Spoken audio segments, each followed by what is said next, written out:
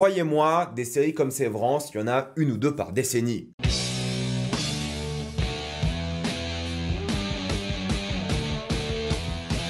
Sévrance saison 2. Comme d'habitude, jusqu'à la minute indiquée dans le titre de la vidéo, il n'y aura pas de spoiler et vous pouvez quand même regarder cette vidéo si vous n'avez pas vu la première saison, en tout cas jusqu'à la partie spoiler, mais après on va tout spoiler. Sévrance raconte l'histoire d'employés d'une entreprise qui ont décidé de poursuivre une expérience chirurgicale qui fait qu'ils ont deux personnalités, une à leur travail et une en dehors. C'est là que des doutes vont se former sur ce que fait réellement cette entreprise. Pour vos retours d'ailleurs concernant le nouveau setup, je vais faire encore des tests. Encore une fois, j'ai pas reçu les nouvelles lumières, mais je vais mettre le micro dans le champ parce que l'audio est bien meilleur et ça sera bien plus pratique pour moi. Ce qui va se passer, c'est que je vais faire plusieurs tests en termes de montage. Là, je vais faire quelques cuts en fonction des thématiques parce que c'est facile à trier pour la critique. Mais par exemple, lundi, pour la vidéo actualité, je ferai des cuts automatiques dans le logiciel de montage, genre bien cuté, j'ai fait des tests et vous me direz ce que vous en pensez. Mais là, on va encore la faire en mode posé avec plein d'images, mes notes, les vidéos, tout ce que vous voyez d'habitude à l'écran. J'avoue que j'ai mis un peu de temps à débuter cette deuxième saison de Sévrance. Je ne l'ai pas regardé semaine par semaine, j'ai regardé par-ci par-là, peut-être 2 épisodes à chaque fois, parce que j'avais adoré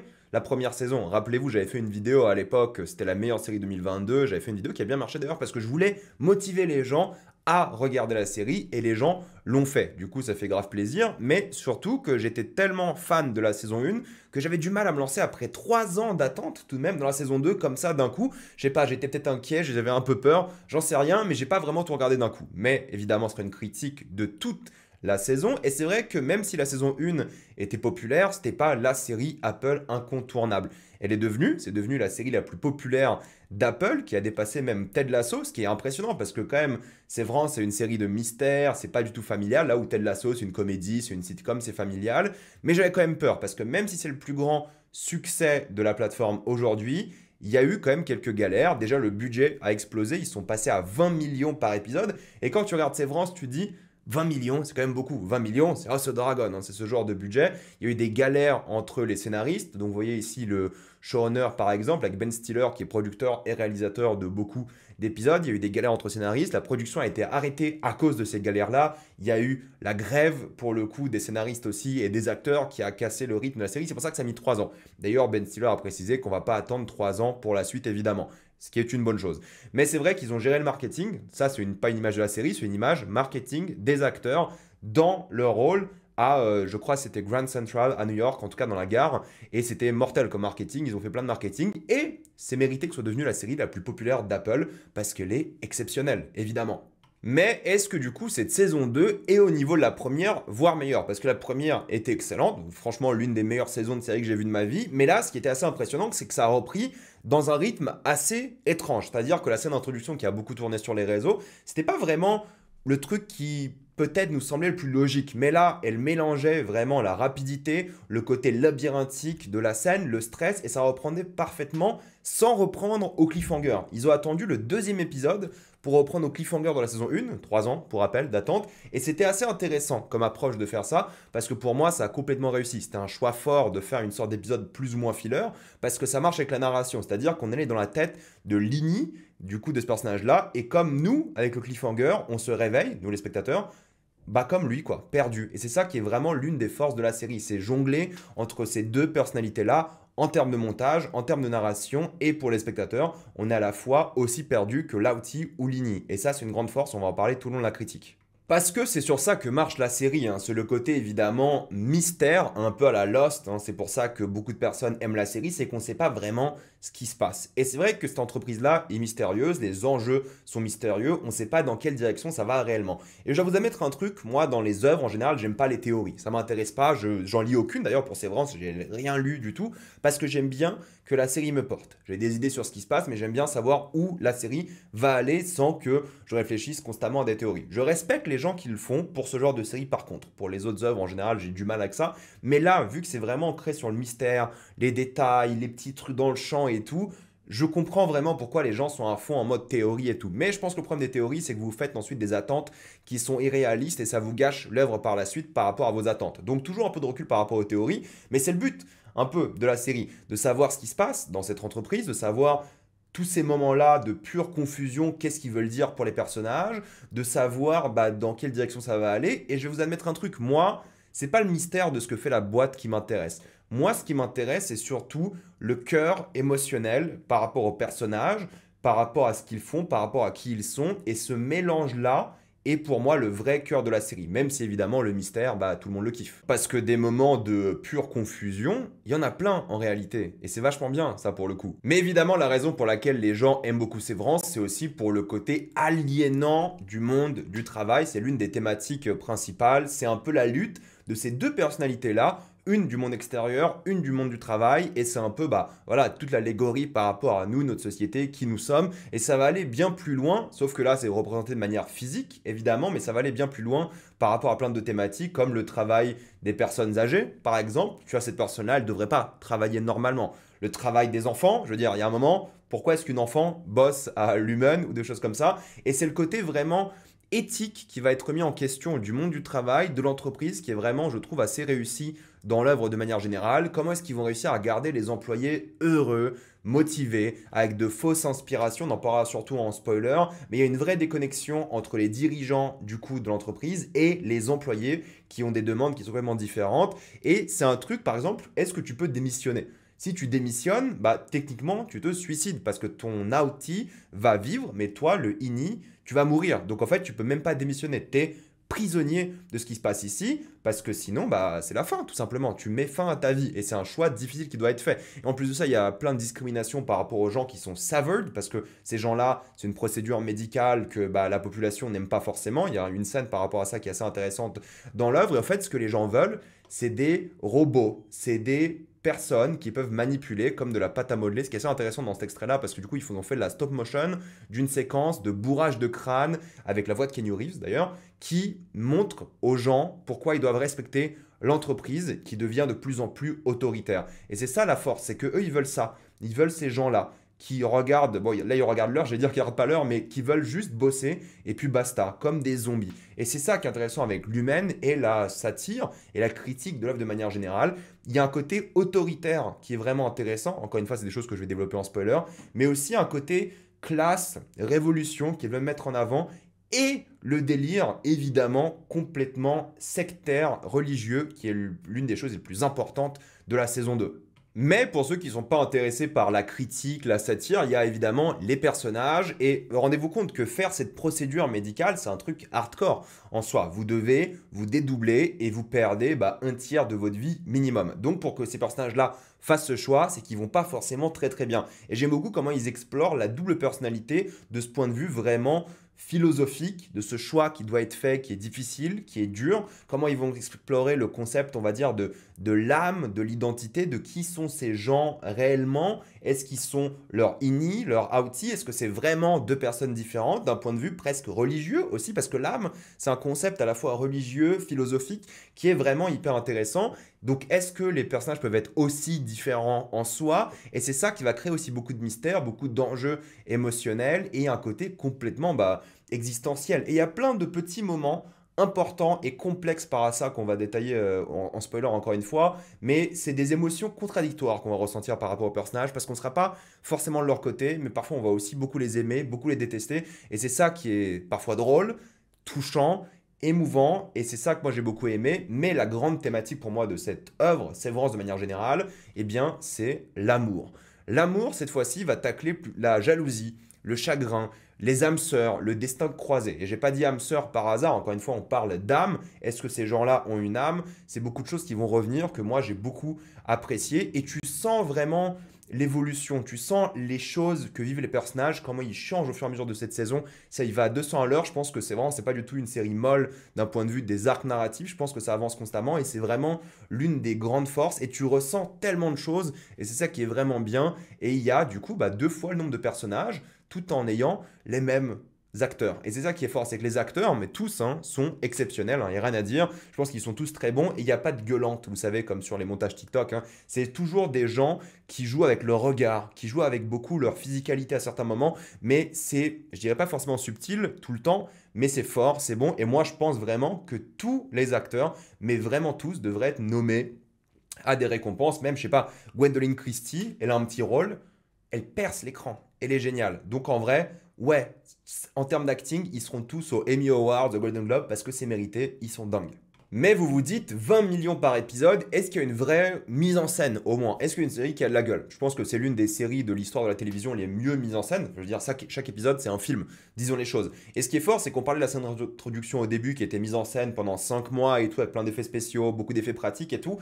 Mais c'était un peu flashy. Mais c'est le but, c'est le délire de montrer un truc qui semble être en effets spéciaux, mais qui est fait pour de vrai et un peu nous faire croire des choses qui sont pas réelles. C'est un peu la thématique de l'œuvre, encore une fois, et je trouve qu'ils ont très bien fait le travail d'effets spéciaux sur ça. Encore une fois, j'évoquerai ça en spoiler, mais ce qui est intéressant, c'est aussi les transitions. Vous avez ce fameux vertigo effect à chaque fois que du coup, l'ini passe à l'outi ou inversement, et ce vertigo effect qui est fait un peu de manière exagérée, vous savez, c'est une procédure de cinéma, vous connaissez, c'est un truc qui est à la fois horrifique, stressant et qui permet de faire bien, des transitions au montage qui sont géniales. Parfois, tu auras ce vertigo effect, parfois tu auras des flashs, parfois il va se passer des trucs et tu vas te poser des questions. Tu vas dire, ok, on en est où? Tu vas pas forcément te dire lequel est lequel parce que tu sais toujours à peu près lequel est le outie ou le ini, mais tu vas te poser des questions sur vraiment la narration, le montage. Ça va te déboussoler volontairement et c'est ça qui va être fort. Parfois, tu vas regarder le truc, tu vas te dire, ok, je sais pas dans quelle direction va m'emmener la série, et c'est ça qui est bien, c'est ça qui est fort, c'est ça qui est touchant. Et ils jouent beaucoup sur ça, je trouve qu'ils ont vraiment géré la composition des cadres, les décors, hein, toujours très minimalistes en soi, beaucoup de silhouettes au loin qu'on va montrer qui est vachement bien, et en même temps, ces décors vides, anxiogènes. Tu as une vraie solitude qui se dégage de tout ce qui est l'humain, ce monde un peu corporate, qui est froid, sans âme, lui pour le coup, et l'architecture est super importante, je veux dire ça, c'est un délire de secte. On est d'accord. Il y a plein de séquences comme ça que j'ai trouvé vraiment bien de ce point de vue-là, j'ai trouvé vraiment impactante et c'est ça qui est fort d'après moi. C'est ce mélange avec l'extérieur qui est plus chaleureux, plus mignon, les gens sont presque heureux, alors que tu vois, ils ont une vie de merde un peu parce que s'ils ont fait la procédure de la sévrance, c'est qu'ils allaient pas bien, mais ça va être tellement fort, je trouve, émotionnellement à cause de ces changements. Même là, c'est sombre hein, pour le coup et ça sera toujours sombre, mais il y a un côté chaleureux, réconfortant, même dans l'extérieur qui va être toujours, là c'est le parking de l'humaine, complètement vide. Là, il y a plein de voitures, vous voyez, aucun employé. On ne voit quasiment jamais personne. Donc ce sentiment que le monde de l'entreprise et de l'humaine est froid et vide, eh bien, il est renforcé par ces super décors. Et il y a plein de symbolismes. Alors, l'exemple le plus flagrant qu'on va beaucoup dans le marketing, c'est les ballons. Les ballons, c'est simple. Ça permet de t'envoler, de t'en aller. Et en même temps, suffit de le toucher et ça explose. Donc, c'est une échappatoire très fragile. Il y a plein de moments comme ça, de symbolisme, que ce soit sur les silhouettes. Alors, c'est pas le meilleur exemple, mais je voulais pas vous spoiler. Mais il y a plein d'exemples avec des scènes où on voit juste les silhouettes des gens. Mais là, au fait, là, ce qui est important, c'est pas regarder le miroir, c'est regarder la silhouette de l'homme et le parallèle entre lui, comme s'il avait un outie et un ini, alors que lui, il n'est pas severed, par exemple. C'est ça qui est fort. Il y a plein de moments comme ça qui sont vachement bien. Il y a un côté aussi un peu body horror que j'ai pas envie d'évoquer ici. C'est pour ça que je vais mettre une image du générique. Mais il y a des moments un peu plus hardcore, un peu plus gore. Et le générique, je dirais pas qu'il vous spoil, mais il explique très bien ce qui va se passer dans cette saison. Et plus vous avancez dans la saison, plus vous regardez le générique, plus vous vous dites, ok, je comprends, et le générique est magnifique pour ça. Et en plus de ça, il y a un truc que moi j'adore,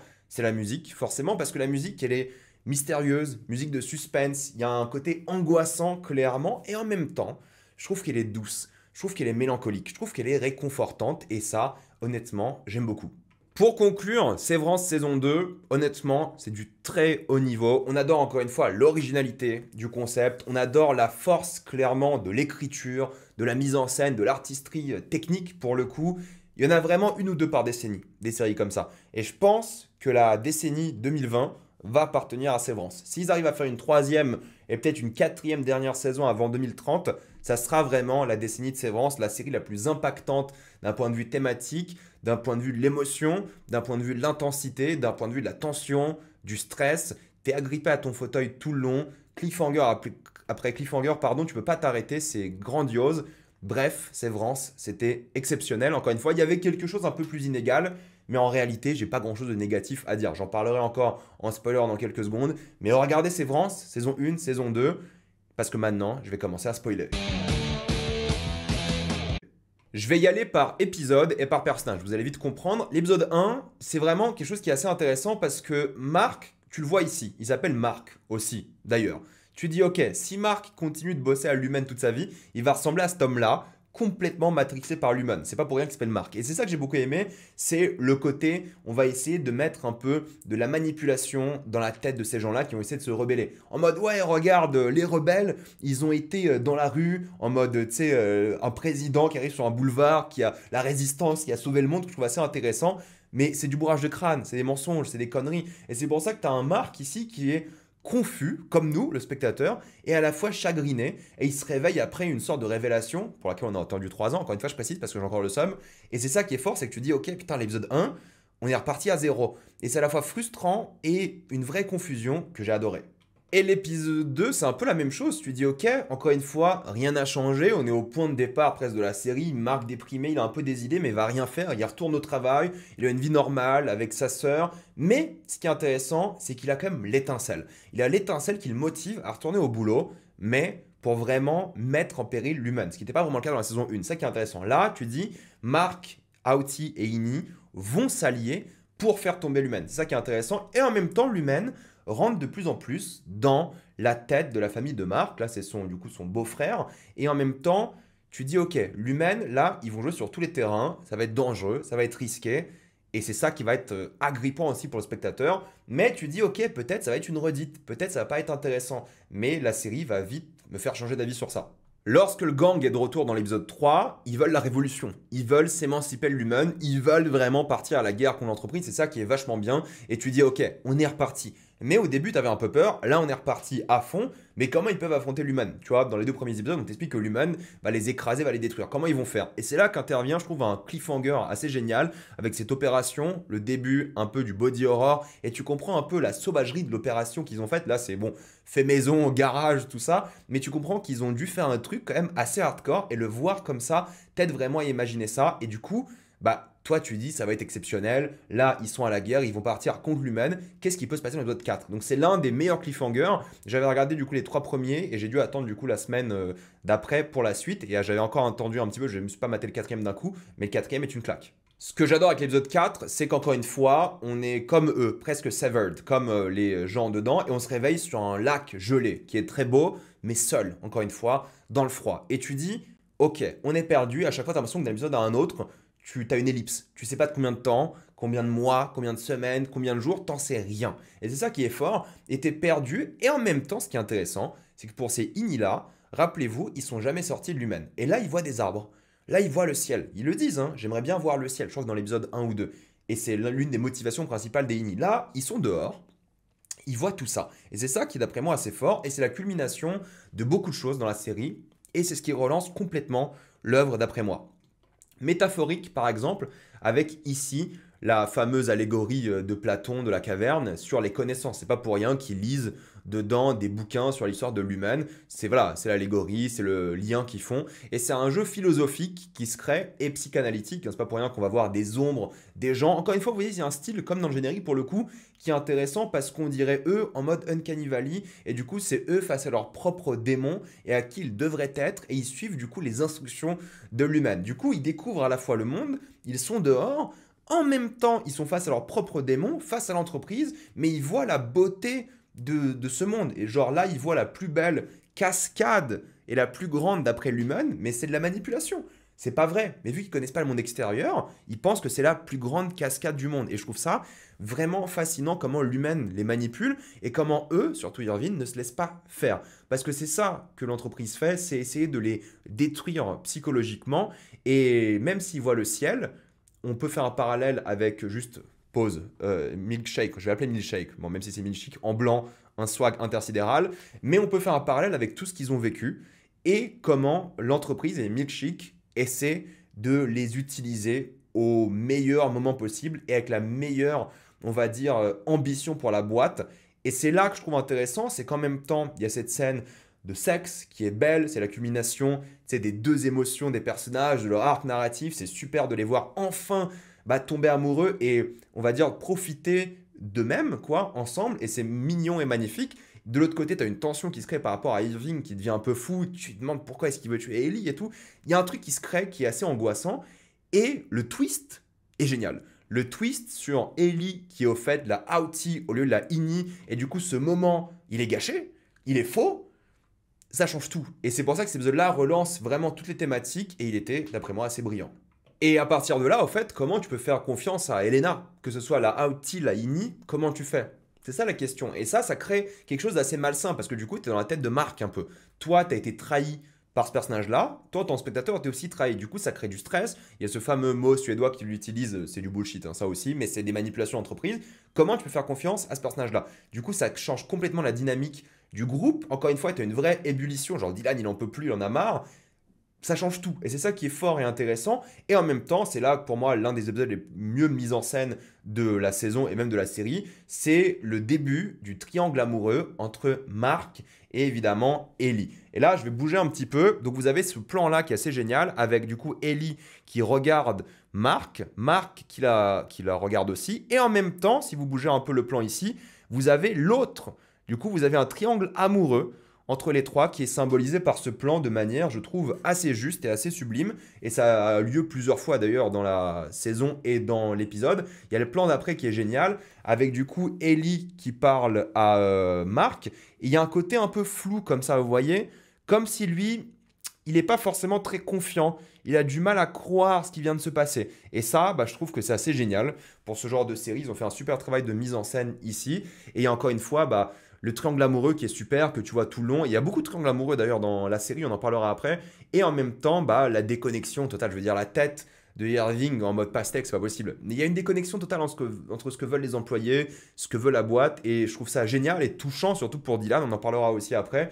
Mais c'est un super épisode, juste pour le triangle amoureux, mais aussi la déconnexion et le retour, avec un plan, t'as l'impression, en VFX et CGI. Je pense que c'est un vrai plan où il y a un zoom peut-être sur la caméra, mais encore une fois, vous voyez les décors, quelque chose d'éternel presque, en même temps très claustrophobique. Tout ça peut arriver à Miss Casey ici qui change la dynamique complètement de l'œuvre à partir de maintenant. Mais l'épisode 6, c'est l'un des plus touchants. Pourquoi? Parce que Marc dit la vérité, pour le coup, sur ce qui s'est passé, le sexe avec du coup l'autre Outie. Et c'est ça qui est intéressant, c'est que ce triangle amoureux-là, il aurait pu être du côté de la jalousie. Parce qu'en vrai, elle est déçue. Elle est jalouse, t'as l'impression qu'on lui a volé, enfin elle a l'impression surtout qu'on lui a volé son moment. Marc, lui, n'a même pas remarqué. Il n'a pas vu la différence. Du coup, il y a une vraie faiblesse de sa part qui se montre ici, une colère, une déception. Mais j'aime beaucoup parce que mine de rien, il y a une vraie tension sexuelle et en même temps mignonne qui se développe. Et il y a une scène qui est juste super touchante, je trouve, avec eux dans la tente. Ils profitent de ce moment enfin pour de vrai entre les deux, ce qui est super, je trouve, encore une fois d'un point de vue émotionnel. Et c'est une scène qui est mignonne. Et encore une fois, vous voyez, les scènes de sexe, c'est important de les montrer dans les œuvres parce que c'est la culmination d'une émotion. En théorie, là, c'est leur première fois. Enfin, pas à lui, mais à elle. Tu vois, elle a vu le monde, elle découvre le sexe, l'amour. En fait, c'est des enfants, plus ou moins. Pas forcément que d'un point de vue émotionnel, mais ça qui est beau. Et je trouve que c'était important de le montrer. Et par exemple, quand elle demande est-ce que c'était plus différent avec elle, lui il l'embrasse pour la réconforter. Ce qui est un truc assez intéressant en termes de mise en scène parce que du coup après il remarque qu'il saigne, mais c'est un moment qui est à la fois assez canon, disons les choses, mais en même temps touchant, beau, et c'est là que tu es complètement in love des deux, comme eux sont amoureux d'eux-mêmes, et je trouve que c'est ce qu'on aime en fait dans les œuvres, c'est ce qu'on aime, c'est ce qu'on veut voir, et c'était une super scène, et ça montre quelque chose d'important, c'est les enjeux de l'œuvre, c'est leur amour qu'il faut sauver. Mais c'est là qu'intervient Lauti, et honnêtement, je dois vous dire un truc, c'est que Lauti, pour moi, elle me fait de la peine, un petit peu. Tu vois qu'elle est un peu machiavélique, elle est un peu presque criminelle, elle est méchante, mais tu sais que c'est la faute de son père. C'est sûrement à cause de ça. Mais tout de même, t'as un peu de peine pour elle. Peut-être elle a des vraies émotions pour Marc, parce que rappelez-vous, dans l'épisode 1, je crois, ou le deuxième, elle regarde Marc et Ellie s'embrasser. Et du coup, c'est de la jalousie qu'elle voit, je pense, aussi un petit peu. C'est ça, tout le triangle amoureux qui est vraiment fort, et la rencontre en dehors est absolument géniale. Et ce triangle amoureux, il existe aussi avec le personnage de Christopher Walken, le personnage de John Turturro, Irving. Bref, tu vois, c'est un triangle amoureux qui est absolument présent dans beaucoup des relations et ça donne une scène, je trouve, qui est assez difficile à regarder parce que du coup, c'est la rencontre entre les deux. En même temps, il y a un triangle amoureux avec son mari qui veut aussi comprendre et il parle de sexe, de MST. Il n'est pas à l'aise, ça se voit. Et il y a plein de moments comme ça et je trouve que cet épisode-là, il est d'une mélancolie assez forte et j'ai adoré le regarder aussi. Et c'est là qu'on arrive à ce que je considère beaucoup comme le meilleur épisode de la saison. Et en vrai, je suis un peu d'accord avec eux. C'est l'épisode 7. Et en fait, c'est l'histoire de la rencontre entre Marc et du coup sa femme. Et la torture qu'elle subit, elle. Cette fameuse Gemma, Miss Casey, elle subit une torture à l'humaine. On ne sait pas pourquoi. elle est en vie, elle a été kidnappée et pas tuée justement, elle est en pleine torture. Des expériences scientifiques sur elle, elle subit beaucoup. Mais pourquoi? Et ce qui est intéressant, on aura la réponse à ça dans l'épisode 10, c'est la maternité.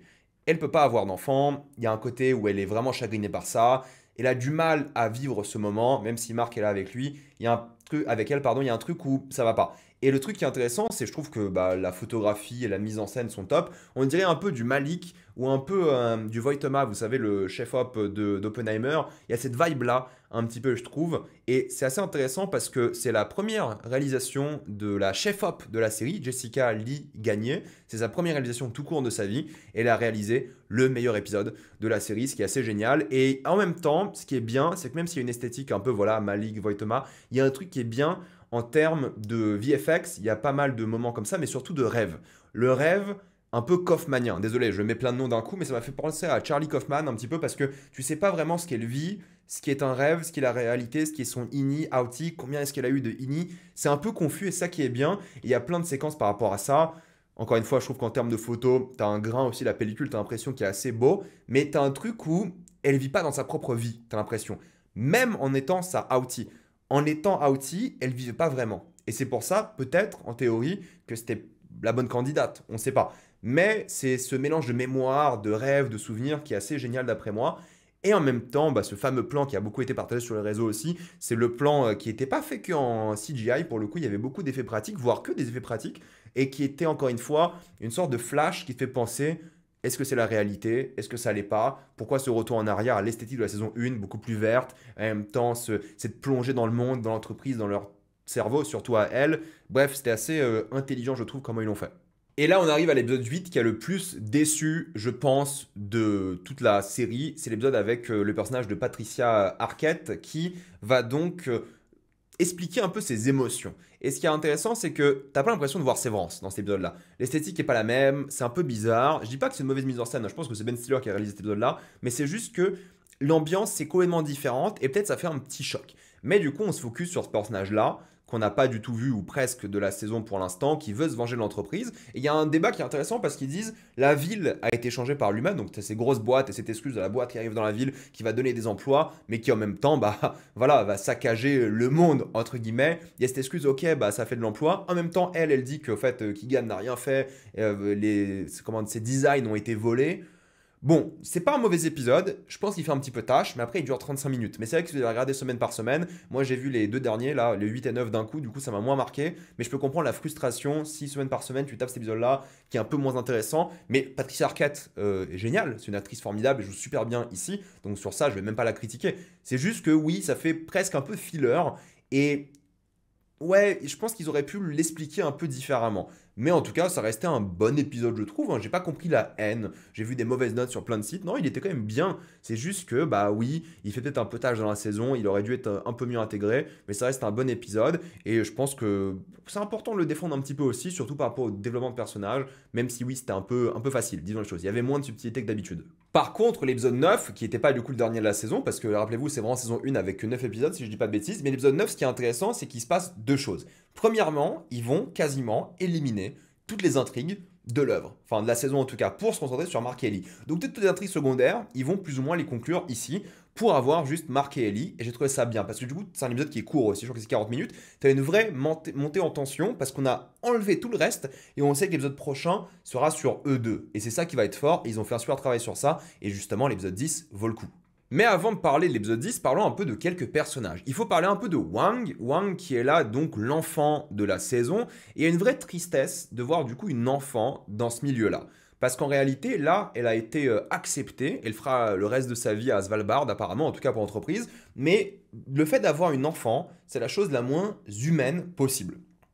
De une, sa froideur professionnelle, comme s'il était formaté par Milchik et par l'entreprise, est assez triste à voir et tu sens qu'elle a une bonne âme derrière tout de même. Mais c'est là que je dis que l'entreprise est un peu une secte, c'est qu'elle doit détruire son âme, genre son petit jouet qu'elle adorait, avec la tête du gérant de l'entreprise, tout un symbole sectaire religieux. Je pense qu'on la verra plus, pour le coup, dans la série, mais ça montre encore une fois ce que l'entreprise est prête à faire avec ces deux-là, de manière symbolique, et j'ai trouvé ça assez déprimant, disons les choses. Je pense sincèrement qu'on ne reverra plus non plus Irving, parce que Irving, en vrai, il avait raison. Il était méfiant, mais a raison, pour le coup, et il veut quitter ce monde, mais à la fois, tu vois qu'il est seul, et que l'amour existe. Comme l'amour de son Ini existait, t'as l'impression qu'il y a un transfert de cet amour vers le personnage de Christopher Walken, du coup, et du coup, encore une fois, t'as ce lien qui est fait par rapport à l'âme, que je trouve génial, et en même temps, t'as une belle relation, touchante, forcément impossible. Encore une fois, il y a la jalousie au dîner, je vous ai expliqué. Mais t'as l'impression que dans cet épisode-là et cette scène-là, ils veulent partir ensemble. D'un côté, t'as un truc où t'as l'impression qu'il va l'assassiner, en mode les Sopranos, vous savez, ça fait penser à ça, la séquence avec, vous savez de quel personnage des Sopranos, je vais pas spoiler, mais t'as l'impression qu'il va ou l'assassiner, ou qu'ils vont partir ensemble en mode rom-com, et je trouve ça super mignon, et je pense que Irving et Torturo ne reviendront plus dans la série, parce que c'est la fin, mais c'était un super personnage, une vraie émotion, un vrai amour par rapport à ce qu'il représentait, et encore une fois, ce triangle amoureux, et ce truc qui traverse le Outie, Ini, l'amour impossible, alors qu'ils l'ont vécu, bah c'était super. Pendant longtemps, je me suis demandé comment est-ce que les chèvres allaient revenir dans l'histoire. Alors Gwendoline Christie, encore une fois, je trouve qu'elle fait un super travail, mais pourquoi est-ce qu'on parle de ces chèvres-là? Eh bien, il faut savoir que la nature, pour moi, c'est mon interprétation, la nature, c'est un peu l'humanité. Si on est bon avec la nature est bonne avec nous. Du coup, si tu tues un animal, tu perds ton humanité. Et du coup, au premier abord, je me suis surtout dit, ok, bah les tests sur les animaux, c'est un peu cliché l'entreprise qui teste sur des animaux, et au fait, ils testent en réalité sur des humains aussi. Mais c'est pas ça que j'ai compris au final. Ce que j'ai compris à la fin, c'est le symbole religieux. C'est le fait de donner, vous savez, vous voyez ici l'image très religieuse, de donner un sacrifice à un dieu, à une personne, ici c'est l'entreprise pour le coup, et en même temps, ce qui est fort, c'est que c'est utilisé pour dominer les gens. Rappelez-vous, la religion, c'est l'un des outils les plus importants pour dominer les plus faibles. Et c'est ça qui est fort, c'est que eux vont décider de se rebeller contre ce sacrifice, mais pourquoi? Parce qu'au fait, à force de faire ce sacrifice-là, à force d'avoir été manipulée aussi par Mark et Ellie, elle a compris qu'elle se fait manipuler aussi. Elle a compris qu'en fait, ce qu'elle fait là n'a aucun sens et c'est juste un moyen de la mettre à terre devant l'entreprise pour qu'elle soit à tout jamais loyale. Et ça ne marche plus. Et j'ai adoré sa performance, j'ai adoré le travail qui était fait dessus et j'ai adoré le symbole. L'une des forces aussi de cette série a été évidemment Dylan. Dylan, j'aime beaucoup pour plusieurs raisons. Premièrement, j'aime bien l'idée que son Ini se sente très seul. Tellement que tu sais pas s'il est vraiment bi ou pas. Tu sais pas s'il aime le personnage de Irving de manière amicale ou plus. Il y a un petit doute sur ça. Et tu sais pas du coup à quel point un personnage peut être bi à l'intérieur et juste hétéro à l'extérieur. Du coup, c'est un truc assez intéressant. Mais ce que j'aime bien, c'est la manière dont lui, le Outie, il est un peu l'ombre de son passé. Et c'est pour ça que du coup la femme tombe amoureuse de Lini, parce que Lini, c'est lui avant qu'il change. Et on se demande pourquoi il a changé. Bon, on le sait un peu, saison 1, tout ça, mais il y a un truc qui est assez intéressant, c'est que le fait qu'il soit à l'ombre de son passé fait qu'il a vécu beaucoup de choses difficiles, la discrimination, il a perdu goût à la vie, il est un peu en dépression, ça se ressent un petit peu. Et en même temps que Lini soit heureux jusqu'à un certain moment, jusqu'au moment où il veuille se suicider, et que leur lien se fasse par cette lettre, par la haine, genre il lui dit genre fuck you, et en même temps il y a une scène qui est vraiment bien où il accepte et lui dit ok je pense que tu dois rester ici, t'as l'impression que les deux vont pas forcément s'allier, mais vont essayer de rendre leur vie meilleure. Et lui, il va retrouver en regardant ses enfants, sa femme, le goût de la vie, et va devenir un meilleur homme en s'étant inspiré lui-même, si vous voyez ce que je veux dire. Donc je trouve ça c'est beau, et en même temps c'est triste parce que lui veut se suicider, mais à la fin il trouve aussi, t'as l'impression du coup cette motivation de la vie forcément avec la rébellion. Milchik, c'est vraiment l'un des meilleurs personnages parce que j'arrive pas encore à le cerner. C'est-à-dire que lui, il essaie de manipuler tout le monde pour le bien de la boîte, mais sans forcément réussir. C'est pour ça qu'il se fait d'ailleurs souvent engueuler. Il se fait manipuler, lui, par ces fameuses peintures, comme s'il a rejoint l'histoire de la boîte. Alors qu'en réalité, la boîte s'en fout un peu de lui. C'est juste pour le manipuler lui aussi. Comme lui manipule les autres, où il essaye, lui il se fait manipuler. Il y a forcément, encore une fois, ce délire très sectaire. Mais il est prêt à mourir pour la boîte, t'as l'impression. En tout cas, au début. Mais la dynamique change de manière assez hardcore lors de leur entretien, on va dire, de performance annuelle, où il se fait défoncer. Il se fait défoncer et il se dit, attends, moi je fais des sacrifices comme ça pour la boîte, et je me fais défoncer. Ensuite, il pète un câble, il veut resserrer un peu la ceinture de tout le monde. C'est pour ça qu'il y a la confrontation dans l'ascenseur qui est assez bizarre à regarder parce que Milchik c'est pas un mec qui est violent de base, t'as l'impression, c'est pas un mec qui insulte, c'est pas un mec qui court partout, parce qu'il y a une scène aussi où il court dans l'épisode 10, mais il va lui dire, mais pourquoi est-ce que t'as baisé, du coup il va dire fuck Ellie, et c'est bizarre de l'entendre parler comme ça, mais il est sous pression lui aussi, donc l'entendre dire des gros mots c'est assez particulier, et c'est qu'à la fin qu'il se passe un truc assez intéressant. C'est que pour la première fois, tu as l'impression vraiment, dans l'épisode 9 ou 10, il dit à l'autre eat shit, et en même temps, là, il se rebelle contre la boîte, contre l'entreprise. C'est pour ça que je trouve ça assez fascinant, c'est qu'il va s'opposer au leader suprême. presque, tout en faisant son travail, mais pour une fois, entre guillemets pour une fois, il a été vraiment humilié. Et ça, il n'a pas aimé et il se rebelle. Et je pense que Milchik, à un moment, il va rejoindre l'entreprise, la lutte contre l'entreprise. Et c'est ça qui va être fascinant. Mais la question que j'ai, moi, concernant Milchik, c'est pourquoi est-ce qu'il est comme ça? Lui, il n'est pas severed, donc lui, il peut faire sa vie normalement. Mais pourquoi il a choisi Lumen? Pourquoi il est là? Qu'est-ce qu'il fait? On n'aura pas de réponse par rapport à ça dans cette saison, et on peut se faire plein de théories, mais il me fait aussi de la peine, parce qu'il est broyé par un système sans être severed, sans être dans le système comme les autres, il est dans le système différemment, et lui, pourquoi il fait ça? Donc je sais pas, si vous avez des théories, dites-moi, mais je suis très curieux de savoir pourquoi il fait vraiment ça. Mais c'est là qu'on arrive à l'épisode 10. Et l'épisode 10, pour moi, il est assez génial. Déjà, on commence avec cette cabine, ou cabane, peu importe, où les femmes viennent pour donner naissance. Le symbolisme, vous l'avez compris évidemment, c'est Mark Auti-Ini qui va renaître, on va dire ici. Et ce que j'aime beaucoup, c'est que Mark, la première fois, en fait, il s'excuse. Il dit, écoute, je savais pas. Je savais pas que je te faisais vivre un enfer. Je ne savais pas. J'étais perdu, je ne comprenais pas. Ils s'excusent, ils ont un dialogue au début qui est assez calme, mais au fur et à mesure, il devient de plus en plus intense. Et c'est ça qui est un peu badant, c'est qu'en fait, ils sont ennemis. Et ils n'arrivent pas à coexister. Et d'ailleurs, le Aouti dit un truc assez intéressant, il dit que lui, il est dans une situation en enfer, mais même en enfer, il trouve des motivations. Il trouve une raison de vivre. Et ça que j'ai trouvé assez fascinant et beau en même temps, mais il y a un blocage à un sujet important, le sujet principal de la série, l'amour. L'amour, c'est le sujet top 1, parce que c'est là qu'en fait, lui dit, écoute, on va se réintégrer. Et il lui dit, mais attends, mais si on se réintègre, moi c'est fini. Moi je perds mon Ellie, donc je vais jamais le faire. Et tu comprends que ça va jamais se passer comme prévu, impossible de se faire confiance. C'est d'ailleurs une surprise de le voir sur le severed floor d'un coup. Encore une fois, l'imagerie religieuse, hein, vous l'avez compris, c'est plus du tout subtil pour le coup, mais ça l'était pas non plus avant. Mais c'était un choc, je pensais qu'ils allaient parler un peu plus, qu'ils allaient débattre. Non, severed floor, pour moi c'est une surprise. Et ce qui est intéressant, c'est qu'on revient au travail. On avait un peu oublié le travail dans cette saison. Normal, ils voulaient passer toute la saison à se rebeller. Mais on avait un peu oublié le travail. Et en même temps, c'est là qu'ils font un lien intéressant entre le travail, entre Mark et entre sa femme. Et c'est là que tu comprends qu'en fait, Mark, son objectif et la raison pour laquelle il est là, c'est qu'il expérimente sur sa femme. C'est lui qui aide à expérimenter sur sa femme en faisant le travail. C'est pour ça qu'il ressent des émotions et tout. Il y a un lien d'âme-sœur entre lui et sa femme. Et c'est pour ça que sa femme a été capturée. On ne sait pas pourquoi elle a été capturée, pour le coup. Mais c'est pour ça que lui est important. C'est pour ça qu'il y a ce truc divin. C'est lui qui va faire le Cold Harbor, le projet 25, enfin le 25e Outie. Et c'est pour ça que c'est lui. Et c'est pour ça qu'on comprend son importance. Et c'est ça qui est dur, c'est qu'on comprend l'importance de Mark par rapport à lui, sa femme, faussement décédée. On a d'un autre côté cet amour impossible entre les deux. Et ils comprennent que c'est impossible, ils vont quand même se battre pour essayer d'avoir ça. Et là, on a un truc assez surprenant, c'est cette attaque sensorielle de tous les points de vue avec la musique, après l'humiliation malheureuse, regardez sa tronche, il va pas bien du tout, l'humiliation de Milchik. Et il dit plein de trucs intéressants comme Ambrose. Ambrose, c'est évidemment, je crois que c'est l'immortalité dans la mythologie de manière générale. Et Gunnel, Gunnel c'est un nom qu'on entend, c'est Gunnel Egan, qui est aussi dans la série. Donc voilà, c'est un autre membre de la famille Egan, on ne sait pas encore qui c'est, je crois. J'ai pas vu plus d'informations dessus, en tout cas dans les épisodes, mais peut-être j'ai pas lu quelques trucs. Mais en tout cas, il y a un truc sur la mythologie qui est assez intéressant.